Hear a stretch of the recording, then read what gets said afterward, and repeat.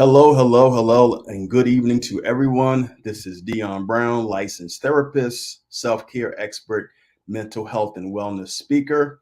I want to take a moment to invite you to another episode of An Integrated Approach as we discuss several issues as it relates to mental health and spirituality. My specialties include working with individuals, companies, staff, teams, and groups to enhance and improve their self care through practical tips and tools, such as the Self Care Core 4, as well as the integration of mental health and spirituality. I am a licensed therapist in Maryland and DC, self care expert, mental health and wellness speaker, and ordained associate pastor. I am grateful that all of you have decided to tune in with us tonight as we embark tonight discussing mental health, spirituality, and various current events. And tonight I am excited because we have with us a very special guest that I'm going to introduce and bring him in a bit by the person of Dr. Sterling Watson. Dr. Watson is a licensed psychologist, educator, and ordained elder whose calling is to build and encourage young men and women in their healing work to improve the quality of their lives. He has earned his PsyD in clinical psychology at Wright State University, School of Professional Psychology in 2003, and is a proud graduate of Central State University in Wilberforce, Ohio, where he was a member of the 1995 NAIA National Championship Marauder football team and became a member of Kappa Alpha Psi Fraternity Incorporated Delta Zeta chapter. Dr. Watson's interests include diversity and multicultural issues, African American psychology, spirituality and psychotherapy, and family, couples, and marital counseling. He has been part of a tremendous amount of psychological boards and agencies as well. He's currently the assistant director of training and psychotherapist in counseling and psychiatry at the University of South Carolina. Dr. Watson teaches courses as well for the psychology department, rather, when requested, and supports a number of other college programs. He is an avid supporter, collaborator of programs offered through the Office of Student Multicultural Affairs, facilitates culturally specific programs for African American college students. He is also an aspiring author and working on a few projects. So we want to welcome to An Integrated Approach, Dr. Watson. Hello, sir. How are you? Hey, how you doing, man? Great to be here with you. Great to chop it up with you. I always enjoy our conversations and discussions, and so looking forward to talking with you tonight. Um, do have to, kind of share a disclaimer. As you were sharing my bio, I was kind of processing like, wow, I've been doing this for 20 years. That's a long time to be in this field, and certainly, in my current position and in my current role, I provide a lot of services.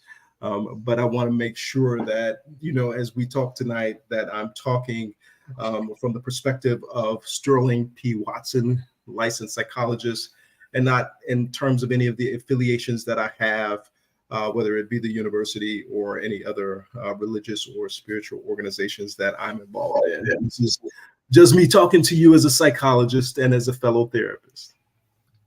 Oh, absolutely, absolutely.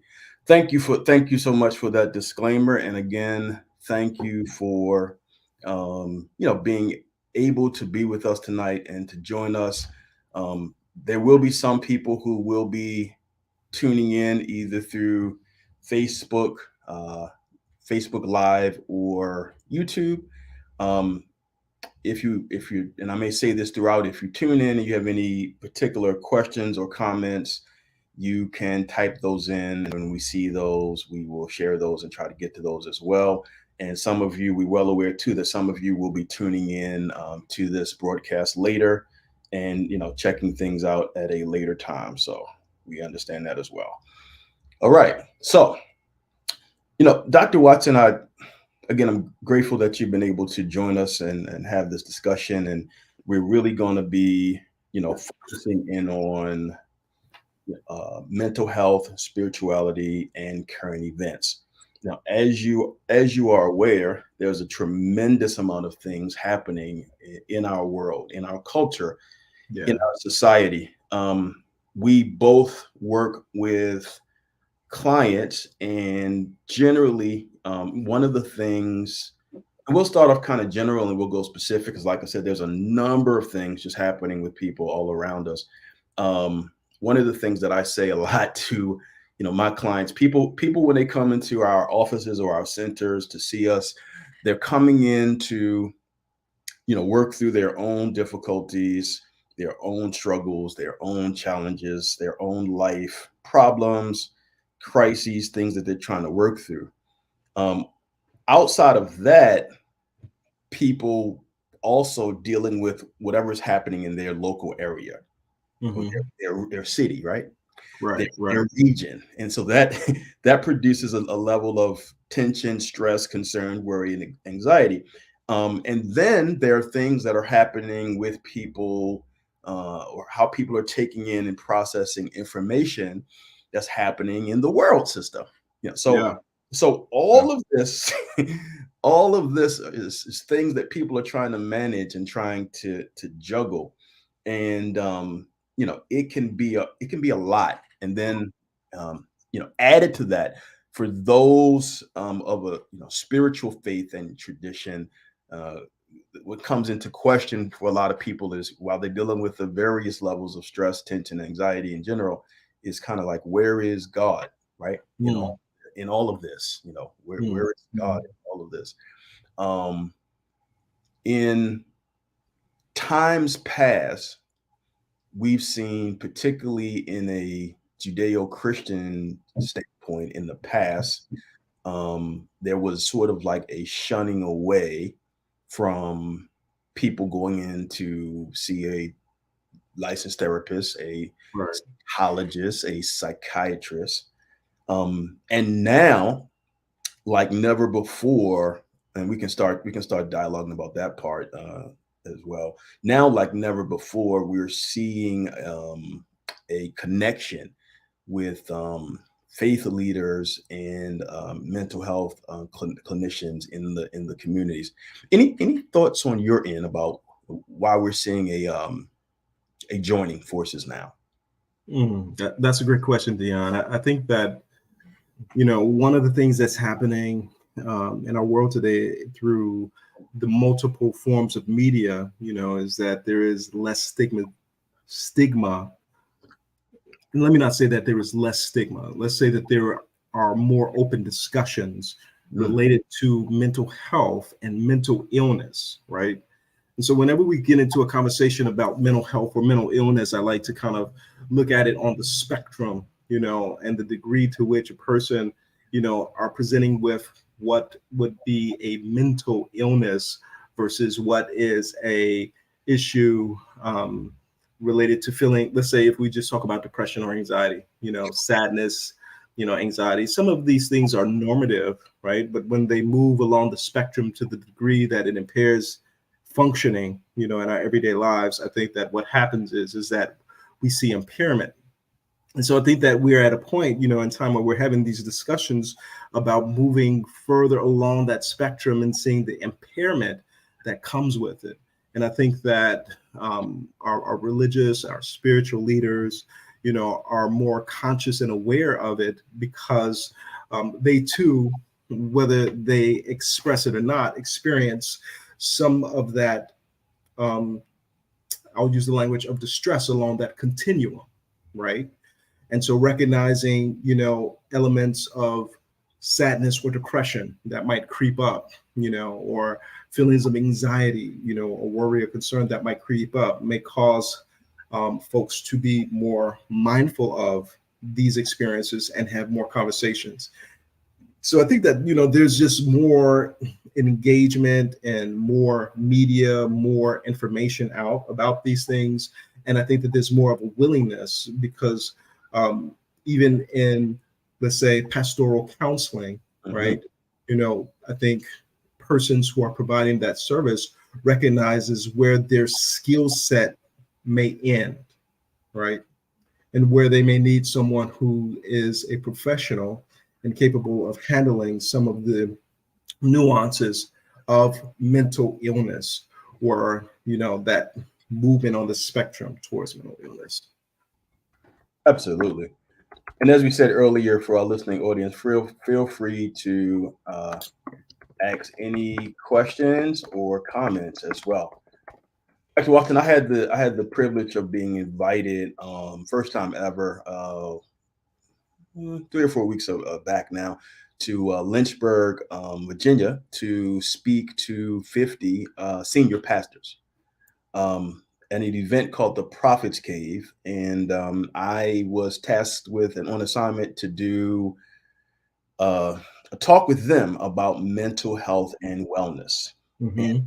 it went very well. Went very well.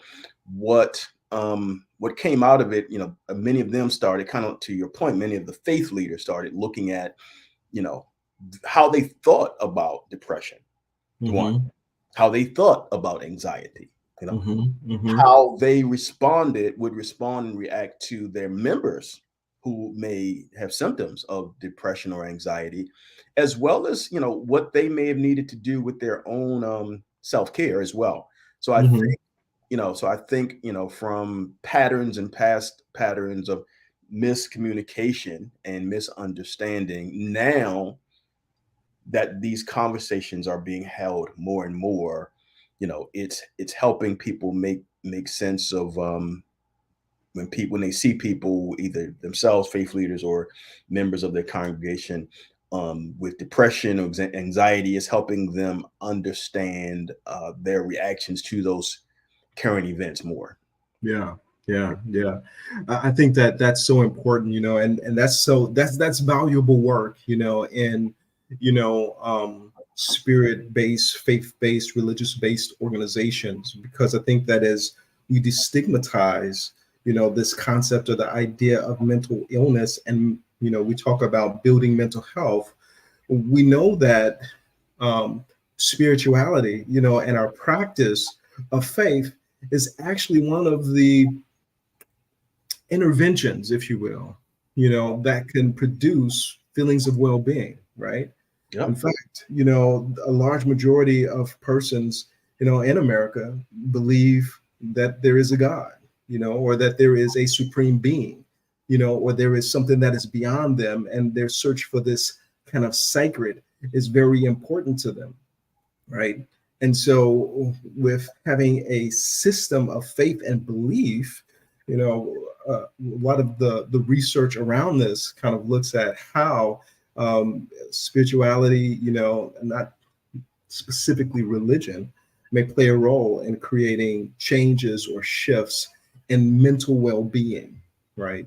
And so I think that that's a very important discussion to have, because when we are in those sacred places, and spaces, and we're holding those spaces together, we have an opportunity to communicate and to kind of build one another up and to kind of encourage each other, and in so many different ways. And so I think that that's a tangible kind of description, Dion, of how we can kind of impact and influence um, um, persons to really have healthy conversations about mental health, and how to kind of engage in supporting others with their mental health concerns and issues. Absolutely. So, we just thank you. And, we decided to, because there's a lot going on right now and we're nearing the end of this year, um, you know, looking at the number of things and current events was definitely something I wanted to look at. Our world has a lot of things going on, and I often say to people, no matter what you do or who you are affected and impacted by Right. things in some type of way. Now, for a number of my clients who are very sensitive to what their intake of material, put it that way. Yeah. Yeah. That's media, radio, social media. I caution my clients particularly not to overindulge in taking in negative information, images, reading things, that's particularly traumatizing, disturbing, et cetera, et cetera. We have a lot of things going on. So we have the crises in the Middle East. Right, right. We have a continual pending government shutdown going on. We're on the brink of seasonal affective disorder Okay. and inflation. Okay, those four items. Now, we could jump into any of these areas and look at the mental health effects and talk about that in the sense of spirituality. But I'm gonna ask you. I'm gonna put you on the spot and ask you Sure. concerning because they all are important and relevant concerning the crisis in the Middle East, government shutdown, seasonal affective disorder, and inflation. Um, which one would you like to jump in Whew. Dion, that's a whole lot, brother. first? It is. It is. And so from a general perspective, I think that the way that the world is worlding right now, if we want to use that kind of language, I think it creates a lot of anxiety and concerns about the welfare, of our world and where we're going to end up and what it looks like, with wars and signs of wars. There are particular, feelings, that kind of arises, when we think about what's happening, right? There's more war going on than just what's in the Middle East. There are things that's happening that, our media has not hit or has not talked about, but they have kind of focused on this one, specific issue, that is Good. so horrendous, and horrible, because any loss of life, is a cause for concern, Yes, right? sir. And with any potential war and the involvement, of different groups, different um, what's the word that I want to use? Different countries, there begins to become some anxiety. Where are we going? What's going to happen? Yep. And I think that a lot of people are responsive to that, in a lot of ways, whether it's proactively, or whether it is retrospectively, or whether it is just kind of sitting with, some of the distress that's caused by witnessing, right? Because I love the language that you use with regards to the social media, and folks being privy to too much information, right? I don't believe that we are wired to take in as much information as we do all day, every day, when we're on these social media platforms all around the world. Sure. And so I think it just kind of increases the probability for us to experience kind of like secondary trauma, right? Yeah. You know, Vicarious. Yeah. Absolutely. vicarious trauma from the simple witnessing, and the simple wondering and the simple questioning. And if it is the case that we are connected to persons, who might have families, who are connected to or involved. I mean, and so there's so many different variables, that are at play, that I think, kind of creates some fears about where the world is going, and Oh what's yeah. going to happen. Oh yeah, definitely. And I think you hit it on the nail, when you talk about anxiety, just that fear, worry, nervousness, being jittery, that unsettled feeling or just unsettled mind and mentality, obviously here in the US, we are physically untouched from what's happening in the US. I mean in the Middle East rather. That's right. But it is vicarious trauma, how much we look at, we listen to, we take in, we process. You know, some people here in the US have strong ties and connections, family perhaps, and Yeah. fears, frustrations, and aggravations. And so this stuff is very real and kind of like, where is the world headed? Where are we going? And again, we see a number of people just kind of tuned in on Facebook and YouTube. Feel free to ask a question or make a statement as we look at some of these current event issues and we will attempt to comment or address your question or concern as you go forth. But anxiety is a very real thing. And yes, people are very frustrated and concerned, even though we physically don't live in that sector of the world. Yeah. And, normal to have some anxiety about where are things headed. Yeah. Yeah. Yeah. Yeah. I don't know where things are headed. None of us do know, but I think that if we pay attention and if we are kind of logged in and we're kind of connected, then I think it creates still language I want to use. It creates kind of programming, right? And that kind of reinforces kind of patterns of kind of angst, or patterns of sadness, or patterns of distress, and so we can be attached to too much information, and have so many different opinions about it, because the reality of this current world with the way media works, there are multiple opinions, there are multiple experts, there are multiple people who have ideas and beliefs and values that people are reading and leaning into, and so confusion and distress and anxiety rises from having so much information. And that's not to say that information isn't important, right? Because I think that we should be informed of what's happening, especially in our roles, and what it is that we do as we support others in improving their well-being and mental health. That we should have some consciousness about what's happening, because it may be the likelihood that we may see someone who is affected secondarily or primarily by virtue of their connections in our practices and in the work that we do. And thank you. And the role that media plays in the dissemination of information is very powerful. I've seen so many I guess what I would say spins of what is actually happening in the Mm-hmm. Middle East, right? So it can cause people to be confused, Mm-hmm. conflicted, feel like they need to or should, take a side. And, Mm-hmm. and and sometimes those things are also connected to people's political and or religious worldviews. Right. How Right. they see things. We do have a comment from Hazel Weiss. She said, I found for myself, I avoid things I can't change and what's going on. And therefore, for myself, I only know how to pray for the situation and the people involved, as well as my own peace. Oh, that's great. That is great. We talk about locus of control.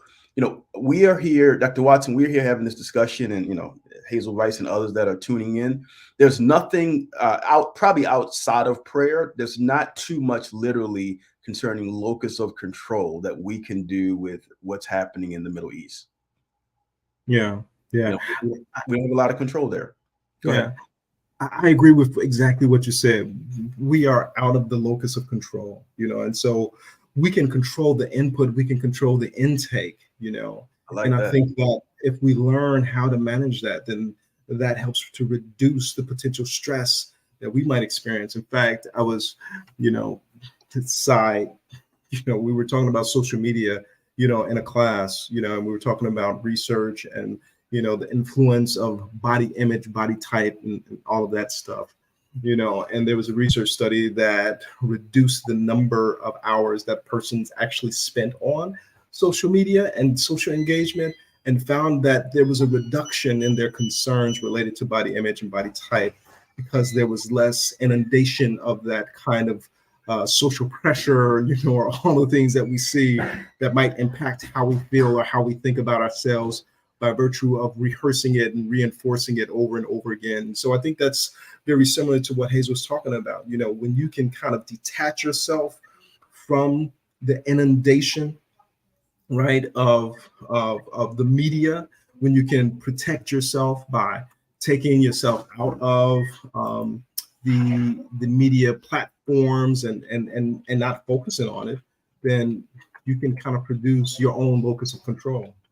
Yep, and Hazel Weiss, he just spoke about what's locus of control, and pretty much a simple definition is the steps that you can take that you're already taking based upon what you said that you can take to minimize the impact, the damage, what you're taking in, how much it affects you. That is what we're talking about in a simple sense when we talk about locus of control, how much control that you have as an individual over how those things affect and impact you. You're welcome. So no Right, problem. right. Yeah, and to add on that, I think that we all have some level of that, right? Because we can determine, and I think Hazel, you said it most appropriately, in your comment that when you see things that may produce some distress, you can avoid them or reduce your interaction with them, thereby changing how it impacts or affects you, right? And so then that gives us some ability to kind of navigate, and improve our well-being. I'll use that language when we operate and function in that. Thank you, sir. And we have another comment. Dwayne Newman says, I hate not being in control. I hate not being in control over situations. I get that. I definitely understand that. I struggle just letting go. I will find a way, and if I can't, my anxiety is out of control. Yeah, Okay, yeah, yeah. I think yeah, I think I think many of us who are kind of independent and maybe have some control issues, we struggle with the fact that we can't control everything, right? We hmm, struggle with the fact that there are things that are in our locus of control, stuff we can control, we can determine. Generally, most of us determined what we're going to eat today or what we were going to wear or put on.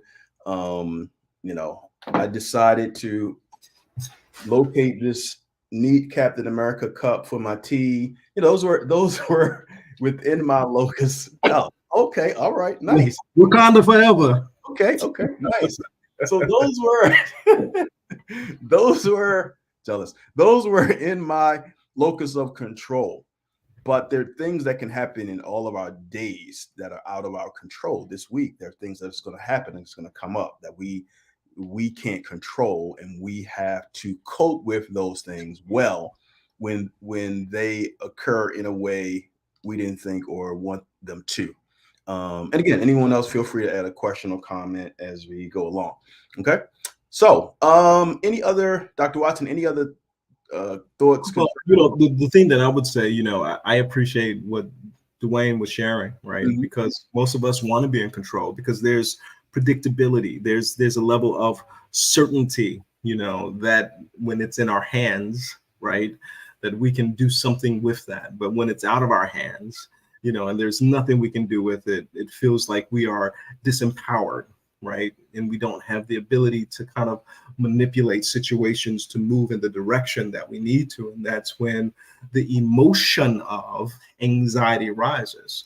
But it's often how we, at least the way that I think about anxiety, process or think about um, the danger of not being able to control that thing, the feeling that um, if I don't control it, that something negative will happen, right? And that's why we don't necessarily want to let go. That's why we want to hold on to it, which then produces more distress and more anxiety. And so, learning to let go means that we recognize that what I can control is how I think and how I process what it is that I'm taking in, you know, and that may require some practice, right? But I can only control me. I can't control anybody else. I can control how Mhm. people react, respond. I can control what they think, and I cannot hold myself accountable to what other people think, because if I do, then I'll start to create distress and worry about, well, if they think this and if they think that, then that means something about me, when in reality that's just what they think. That's just what they do. Or and so we have to kind of learn how to um, when we talk about that locus of control, kind of focus on that sphere, Yes, sir. of influence that we have within ourselves to navigate our own situations the best we can. And you know what? Thank you. And because it just tied into that, another essential current event with locus of control that people are grappling with is inflation. Inflation. So the media Right. and I don't know if the media and the news media have actually um, said that there's inflation happening, but it's happening. It's Oh, happening. yes, it is. So I don't know about for you, but I definitely see a lot of people who have money worries. Yeah. You know, Yeah. whether people are lower class, middle class, upper class, or wealthy. I've come in contact with people at all levels where there's some level of money worries. Um, Obviously, some people who have a lot more money might not worry about things like if they have to choose maybe between food and medicine, but that can be a common issue for people. But inflation, so everything seems to be higher, and people are dealing with things being higher, the tension and stress and anxiety and worry about that. I was in Vegas for a professional conference, and to my dismay, I felt like I was being robbed financially the entire time I was there because Yeah. because um because I had been there a number of times for non-professional reasons and events, but this time everything when once I landed till I left seemed like it was higher. Hmm. Slice of pizza was $10. $10 for a slice of pizza? What? A That, regular that's slice of pizza was that's got $10. to be the best pizza ever, Dion. It wasn't. Oh It my was God. just okay. It was just okay. It was just okay. Yeah. So um understandably so, people are seeking out you know, in this post-COVID society, people are seeking out um full-time employment in addition to their full-time employment, remote. I have a client who does that. People are seeking out part-time employment. People are seeking out which in general senses it's fine to have other sources of income. People are creating businesses, etc. But inflation is real, so people may have less, especially as we are about to embark upon the holiday season. And Mm. we are well aware that this is a time period for the year for a lot of people where there's a lot of emotional things that people deal with around Yeah. the holidays, and so money becomes an issue also Yeah. for sure around Yeah. the holidays. Yeah.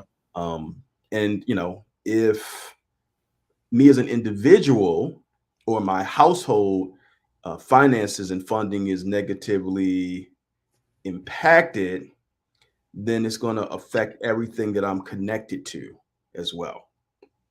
Yeah. So yeah. So what are your thoughts about people anxiety in the context of the present inflation? I think that's again, that's a tangible and real experience that we're having, no matter where we're at. Like, I can only imagine, what things are in the DMV. Yeah, I can only imagine because y'all market is just a whole different market, right? Sure. Um, we complain. I was talking to one of my frat brothers the other day. He was at um, Walmart and they had a pineapple marked up to $4.99. I'm like, bruh, Mm, $4.99 for a pineapple. And so, yeah, inflation is real, and there's no bones about it. People, struggle, with trying to figure out, how to maintain, just getting, the appropriate kind of foods, and the cost of it is so high. You can go to the grocery store, and what used to cost you $20 now costs you about $60 or $70. And if we start talking about gas, that's a whole nother story. But I think that with inflation, and with financial distress, right? I think that that's one of those things that does add to, you know, um, that spectrum of mental well-being kind of shifting, right? Because you added another element with regards to the holiday season, and folks feeling compelled to having to buy something for people and, having to get these amazing gifts and so there's a lot of distress that comes with it. And so I think it really becomes really important, for us to kind of be mindful, about how we think about our finances, right? And yeah, some people you mentioned are doing 2 and 3 jobs. Everybody got a side hustle, getting a number of gigs. Some folks that went off and started playing the lottery, or maybe even gambling, in places to kind of make a little bit more money if they can get a little bit lucky. But I think that that's a real thing, that increases the stress. In fact, one of the biggest issues that we see with, particularly with students, is financial distress, right? In my area or line of work, right? They are significantly concerned about financial distress. They're concerned about loans. They're concerned about post graduation, and having a workable wage, right, that assists them in living a quality lifestyle, and fear that that's something that may not be viable. Yeah. And so that increases a lot of the stress. It's expensive to live, and to just live, right? And so we have to make some cuts. To just Um, live. or- To just live. we got to make some cuts, or we got to cut some of these subscriptions, Hulu, Netflix, Paramount. We got to stop watching TV, something like that. I Something. don't know, but something's got to Uh, give. Dwayne said it's very expensive to eat healthy. Yeah. Cannot even find the fruit wagons no more. To your point, Dr. Watson, you're in South Carolina, right? South Hmm. Yep. Okay, South Carolina. So yes, and we're here in the DMV, and the DMV is incredibly pricey. Yeah. So I'm in Baltimore, but long standing debate. So, but Baltimore is not officially considered a part of the DMV. If you didn't know, there's a lot of listen. There are some there are some people in the District of Columbia and parts of Maryland that would go toe to toe with you arguing about that strongly, strongly. In most traditional senses, quick sidebar, the District of Columbia, Right. parts of Maryland, Parts of Maryland and Northern and Virginia. Northern Virginia. That's it. And Baltimore is too far out of that scope as far as What is it, about 4 hours or so out? parts of Maryland. No, no, no, not no. It. I think the thinking here is that if the DC Metro can't get to Baltimore, it's not part of the DMV. So Uh, so yeah, that is the thinking among people. okay. So Okay. there is an interconnected metro system that does take you from parts of Maryland, um, Hmm. DC, and Virginia. So that's a whole. People are saying the cost of healthy food is through the roof in Baltimore. Yeah, Wow. absolutely. Yes. Wow. Yeah, yes, Toya Nicole, it is. Um, whether you purchase food or do I do meal prep supplementation right now for my Mm. goals, and yeah, high. So you're right. All of it is high. So food is part of inflation, and like you were talking about, the fruit that you mentioned, how high it was. So all of that stuff, makes people frustrated, upset, annoyed, disappointed, anxious. Will they be able to pay for that? Now, connected to inflation, unfortunately, going on right now, I think, what is it, in a Hmm. week or Hmm. two? In a week or two, there's going to be We're back. I have a great amount of governmental employees on my caseload. I didn't know how Hmm. many I had until this most recent shutdown. One of the gentlemen on my caseload who does very well, and I will, disclaimer, be very particular about what I share and don't share for privacy and confidentiality sake. Right. But one of the gentlemen on my caseload said to me, the last time there was a shutdown, he kept spending as usual because he did not know he was going to be without a paycheck so long, Mm.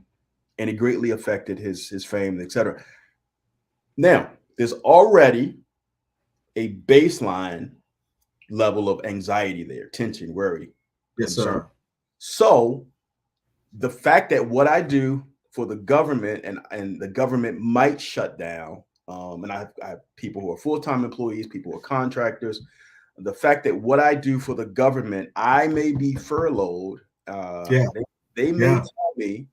they may tell me I need to come in one day and have a 4 hour. This is part of the sometimes part of the normal protocol, depending upon what area of the government you work for. They may tell me I have 4 hours to come in, pack up all of my stuff that's in my area, my office, my cubicle, take it all home, take everything home. But during the time of the shutdown, I cannot log in to any government property or talk to anybody in the government who's part of my sector Wow. while I'm receiving no funds. Now, the other side of that is some people who are labeled essential still might have to work and get no funds. So, Yeah. Yeah. Yeah. yeah, Yeah, that's unfortunate, and I know that looming fear, of that happening, right, can create a lot of distress, especially for those who are working in those particular kind of office, federal government office, no matter where you're at, whether it's, in DC, or if it's across the nation, right? The idea that as a person in the military, right? I'm not military, but I am connected to a number of people, who are in the military or who are ex-military, you know, um, um, to have the notion or idea that I will not be compensated for my service mm, is wild, you wow, know. Like can you imagine that these persons, have to deal with maintaining the lives of themselves, not only themselves, but their families, and the looming fear potentially of what a shutdown posits and how quickly government can get back up to speed to ensure that those persons are cared for adequately, right? You know, um, and so, that's not to be fear mongering or anything like that, but the reality of the situation is that those kinds of things do create feelings of distress. So when we talk about the world, and what's happening in the world and what's happening here with us, that creates a lot of uncertainty, right? it does. And with uncertainty and without the ability to predict the likelihood that I'm going to get a paycheck if our government does X, Y, and Z, could it creates for people distress, right? Yep, you absolutely. know I have a saying in my practice with my clients. Literally, what happens in the White House can directly affect uh, your house.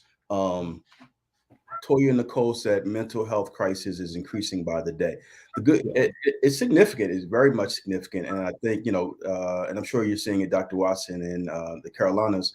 I was just sharing with you earlier the need for me to expand and grow into a group practice at a point because right. during COVID, pre-COVID, after COVID, my phone and email has not stopped ringing off the hook. My practice actually caters more. My private practice, I did 10 years of work at the Shepherd Pratt Hospital with the sort of medical assistants, Medicaid population, and people who had more chronic mental illness. My Hmm. present caseload within the DMV is more middle to upper class, but I do see a lot of, and so all working or college students of blue collar, white collar, Yeah, teaching yeah. professors, everybody. But so all of my clients are either private insurance or pay out of pocket. But I do see within the DMV, I do see a good amount of people who have mild to moderate, at least, levels of depression and anxiety because of all of the world, their stuff, and all of the world events and stressors. And these are people generally with means and resources to, Hmm. that some other people might not have. But those same people in the state of a looming government shutdown are fearful and anxious. What will this mean for me, individual? What will this mean for my household, for my kids? Do I have the Am I stable and secure enough financially? Do I have the 3 to 6 months of income recommended Jesus. by the Woo. financial recommended by the Uh, financial experts? That's when people are really, we definitely know how to pray and seek God Yes, when sir. we Yes, have sir. financial troubles. We definitely know how to seek Him then. But that all of those things can affect people's mental space greatly. Yeah, yeah, I concur with you. That, again, financial distress is one of those major concerns, that I think creates a lot of, again, when we're uncertain, if we're going to be able to pay our rent or, mortgage, or whatever the case may be, I have to choose between, getting gas to get to work or calling off because I can't do it, um, the whole issue of inflation becomes, such a real and tangible issue, and hopefully, organizations and companies, can kind of create some sort of ways to help, their employees navigate, these kinds of things. But I don't think that it happens far too often where you have, that kind of thoughtfulness, you know, um, which is sad in and of itself, you know. Right. Absolutely. So we have the crisis in the Middle East. We have inflation. We got a looming government shutdown. And then I think today was the first day officially of daylight savings time. Lord have mercy. It's Right. dark outside. It, Yes, sir.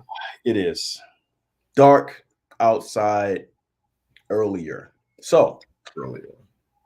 um, dark when I'm an early morning riser. Usually, when I wake up on time to go to the gym, it's dark. And then if I'm in the office and I'm leaving past 5, it's going to be dark. So there's a lot of darkness, less light. During this Mm. time period, there's a lot less light, and Less light. less light, less sunlight, right? And so less vitamin D, which vitamin D has been shown Mhm. to affect our moods positively when we take in a good amount of sunlight or through supplementation. But around this time of the year, in addition to everything else we talked about, people are suffering from seasonal affective disorder. Now, those of you that are listening, just a little tiny bit of clinical information. I always try to give a little bit during my Right. segments. Seasonal affective disorder is one of the type of what we call a mood disorder. It's a form of depression that primarily affects people during the fall and winter months when there is less daylight, particularly in locations further from the equator. The lack of light can disturb the internal clock and may lead to feelings of depression. The change in seasons can also influence the body's melatonin and serotonin. And I'm reading an excerpt from the Mayo Clinic. Natural substances. These are natural substances that play a role in sleep timing and mood. Mm-hmm. When Mm-hmm. combined, these factors can lead to sad, more than just feeling blue or lacking energy. On cold days, SAD or seasonal affective disorder involves permanent, pervasive symptoms of depression. Those symptoms may include feeling sad, angry, or easily irritable, mercy, most of the day or nearly every day, lack of interest in activities, difficulty concentrating, persistent tiredness, lack of energy, and unfortunately, in some cases, feeling that life isn't worth living and having uh, suicidal thoughts. People with seasonal affective disorder often feel sad and tired more than usual, and they tend to, interesting, they tend to crave carbohydrates and eat more, which often causes weight gain, and Mm-hmm. symptoms may get worse as winter progresses. Wow. Yeah. Whew, that's a lot. So people are dealing with this locus of control event as far as the crisis in the Middle East, um, government shutdown. Well, look at it too. That's out of people's locus of control too. It is. It is. As well as inflation. So you know. how we respond to those things, how we cope with those things do matter. You know, how we Right. what steps we take to reduce the damaging effects do matter. So but SAD, seasonal affective disorder, is a real thing, and it does affect loads of people every year. I know that I don't know if you're aware, there was some pending legislation to stop daylight savings time. Right. And as you say that, I thought that this year, Me too. I don't know, but I thought this year we were going to not turn the clocks back. I was hopeful. I thought that was going to happen. But, Hmm. in addition to what you said, Dion, so let me just add a couple of pieces to that for clinical purposes, right? And so for SAD is not a diagnostic and statistical manual diagnosis. It's typically major depressive disorder with seasonal pattern. So it's Nice. kind of like one of those, add-ons Ah, to the particular diagnosis, and it has to occur for 2 consecutive years for it to be considered, a disorder, right? And so good. if a person, is experiencing the symptoms that you described, like the lethargy, the lack of energy, the sleeplessness, the, kind of negative relationship with food, whether they're overeating because of the carbohydrates. But it could also be, conversely, poor appetite, or it can be, restlessness, agitation, anxiety is also included in that. Sometimes oversleeping, increased kind of daytime kind of sleepiness, drowsiness, fatigue, and the like. Those are some of those associated symptoms. But it has to have that 2 year consecutively, and then it also has to it also, what am I trying to search for? Oh goodness gracious, I just lost my train of thought, Dion. There was another thing that I wanted to add to that. Yeah. Oh, here's what I was going to say, right? So sometimes, during this period of year, where we have less light, the other thing that happens during this period of time, is that we enter into the holiday season, Yes, right? sir. And I can be honest with you and tell you, I lost my grandmother and my mother some 20 years ago. And so for me, the holidays, they're not as joyful or joyous, right? As they would be, I think, if I had those two with me. Now, I have found ways to kind of create and increase feelings of joy and happiness during the season. But I can tell you, bro, I struggle, as soon as it gets close to Thanksgiving, because my mother's birthday is around there. I struggle when it comes to Christmas because my grandmother's birthday is on Christmas Day, right? Yeah. And so the holidays, man, coupled with what you said, can be difficult for a lot of people, for a number of reasons, right? And so I'm just kind of adding that piece to the seasonal affective disorder piece, and kind of, some people struggle with holidays, Oh, uh, tremendous amount of people, especially in the concept of loss and grief and yeah. loss, remembering a loved one. So, but thank you for that. I appreciate that. It was good. It was good for me to know that seasonal affective disorder is not a standalone disorder all by itself. Yeah, I get it. That's good. That's important.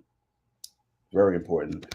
And And yeah, that doesn't mean that it doesn't happen and it's less, mhm, impactful. And if I add another piece to it, that some people have a summertime depression, right? mm, Which is similar to what we might see here in fall, okay, with regards to their mood, their affect. It typically kind of occurs around springtime, and so, I think on an individual basis, people might respond differently, to these different seasons or different, kind of spaces of time. And some of those may be associated with, again, the lack of light, or the, increase, in, let's say, I don't know. I think when I think about, because I'm from Chicago, Dion, so when I think about summer, I think summertime shy, because summertime at home in Chicago is like phenomenal, and so um, Okay. so I don't know if I personally kind of associate depression or sadness with summer, but some people do.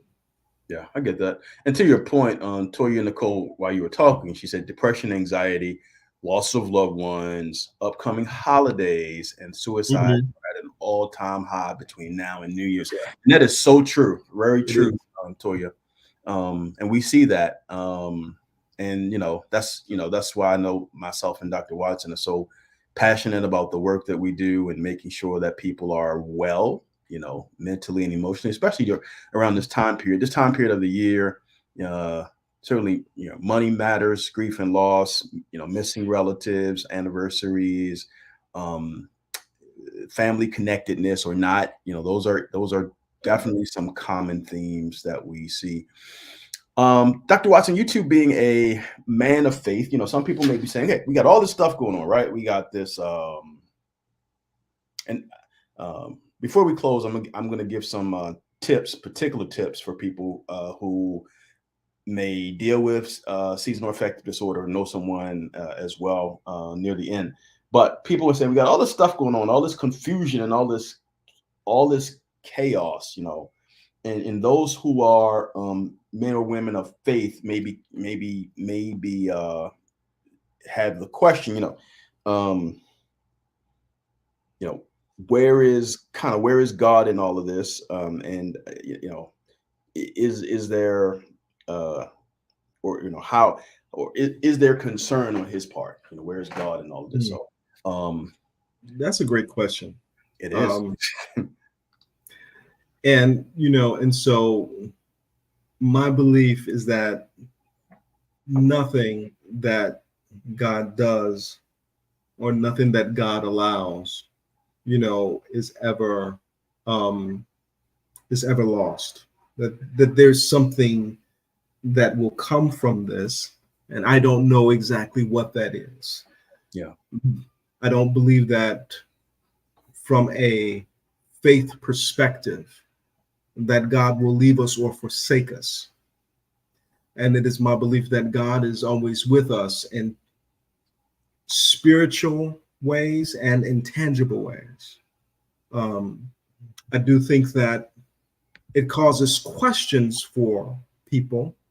Um, and those questions, could be like, where's God in all of this? Or there is no God. And, um, we can get into, apologetics and, all of the different, kind of explanations, but I think the foundation, is faith, is kind of maintaining and holding fast to the belief that this too shall pass, and that something will come from the unique struggles and challenges that we are experiencing. Now, that's one way to kind of package it, you know.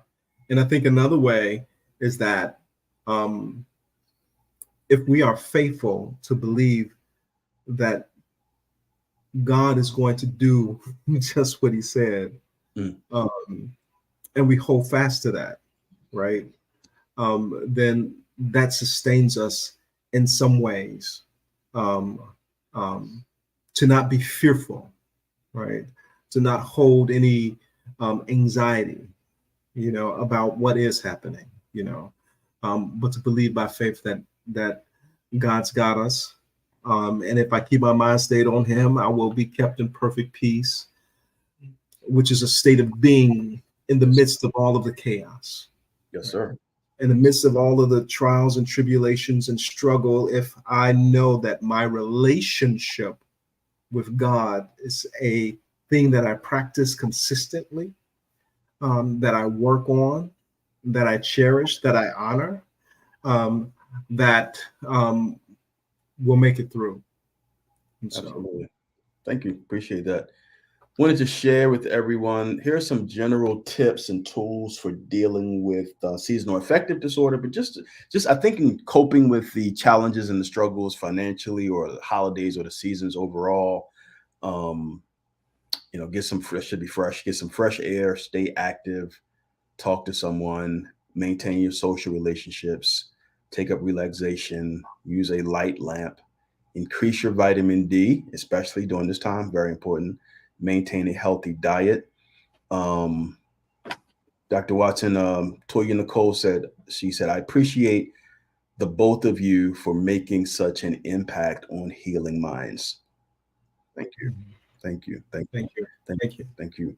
To All God right. be the glory. Absolutely. Absolutely. Absolutely. In him we live, move, and have our being And fully. have our thing. Uh-oh. Come on. Now, I'm not Oh, gonna come put on on, that. Pastor. I'm not gonna put No. on that hat again today. So again today. I had on that hat earlier. But yes. So we greatly appreciate. I think Dr. Watson froze. His looks like he froze for a bit, but oh, you came back. There you go. You froze for a minute, Oh, then yeah, you came I'm back. back. I'm back. Okay, good. Mhm. So yeah, so thank you. So we've been able to talk about these things and the challenges and the struggles. We're gonna thank you all for tuning in and for all your comments and questions. This has been very good. We covered a lot of ground and material in an hour. Dr. Watson, how can people reach you? Yes, Toya Nicole, God is over everything. Yes, for sure. Dr. Watson, how can people reach you or stay in contact with you? Anything you want to share with us about anything you're doing, working on, etc.?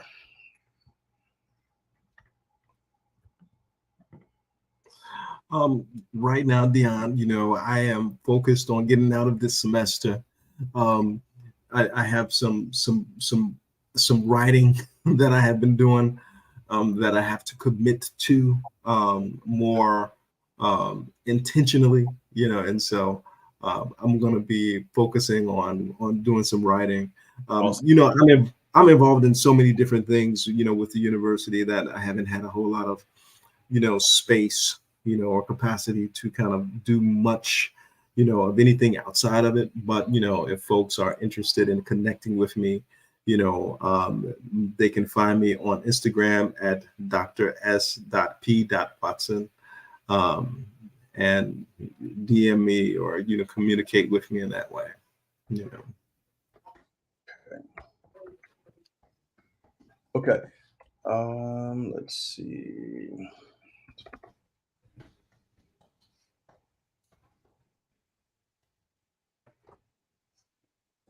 I Can you give me think that? that's Can you give me that IG name again? hold on, as I say it, I need to check and make sure that I'm giving you Sure. the right Absolutely. thing. Want to make It sure is people follow the right one. right, like it is dr.s.p.watson. That's the total thing, right? That's Yeah, all. that's it. dr.s.p.watson. Yes, sir. Huh. Hazel Weiss, she said, "Oh, if time would allow, look." She said, "You guys should do this on a bi-weekly schedule. This was good." Well, again, to God be the glory. Lord. If folks can walk away with something, I think that's the best we can provide. Absolutely. I'm Absolutely. wearing my prayer and therapy shirt, in honor of you, Dion, to kind of, share that prayer and therapy works. It does. It So really does work. And for gotta add. those, absolutely. I'm wearing my Protect Your Mental Health shirt. This is one of my four self-care brand shirts. My website, let's see. This is my website. There's a lot of stuff on there.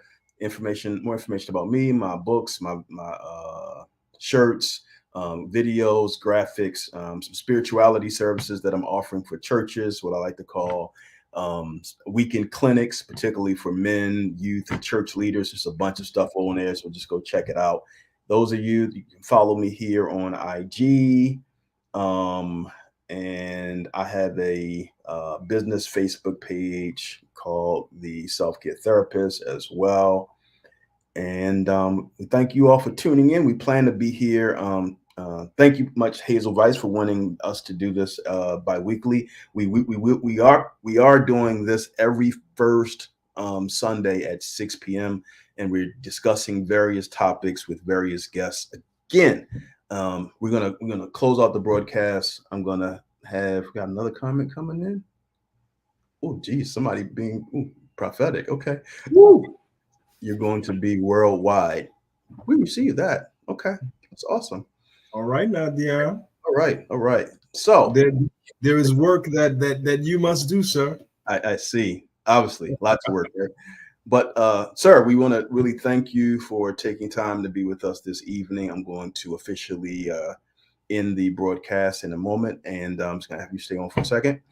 So, for our listening audience, we want to thank you all for tuning in. Again, we're here every first Sunday, 6 p.m. First Sunday, write it down. First Sunday, 6 p.m. We'll be here talking about some sort of subject in reference to mental health and wellness and spirituality with various guests. You've tuned in to another episode of Integrated Approach, where we talked about mental health, spirituality, and current events with my friend and brother, Dr. Watson. So we pray that you all have a wonderful, blessed week.